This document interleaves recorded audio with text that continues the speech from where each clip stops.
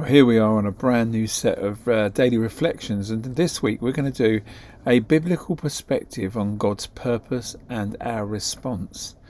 And on day one, we're going to be looking at the subject of scanned or scammed. And the idea that God is scanning us can initially feel unsettling, especially in a world where surveillance often carries off negative thoughts. But Psalm 139 turns this notion on its head. It's presenting a view of God's intimate knowledge of us that is rooted not in suspicion or judgment, but in love and care. This passage really invites us to embrace the comforting reality that God sees us fully, not just our actions, but the depths of our hearts and thoughts. And David's prayer in this psalm, it reveals how deeply personal and relational God is.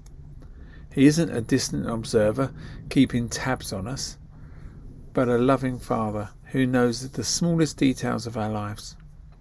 The thought that God knows when we sit and when we rise, and perceives our thoughts from afar, reminds us that nothing about our lives is hidden from Him. Even our struggles, our confusion, and the things we don't fully understand about ourselves are all clear to God. And this gives us a sense of freedom, knowing that we can approach God just as we are, instead, without fear or pretense. And for us, this changes the way we approach our daily lives. If God is always aware of our thoughts and actions, then everything we do matters. Not in a fearful way, but in a purposeful way. We can live with the assurance that God is watching over us, not to catch us in a mistake, but to lovingly guide us towards His best for our lives.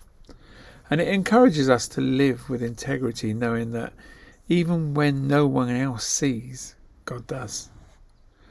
Moreover, it prompts us to reflect on our relationship with God. Are we living as if we are known by Him? Or are we trying to hide certain parts of our lives?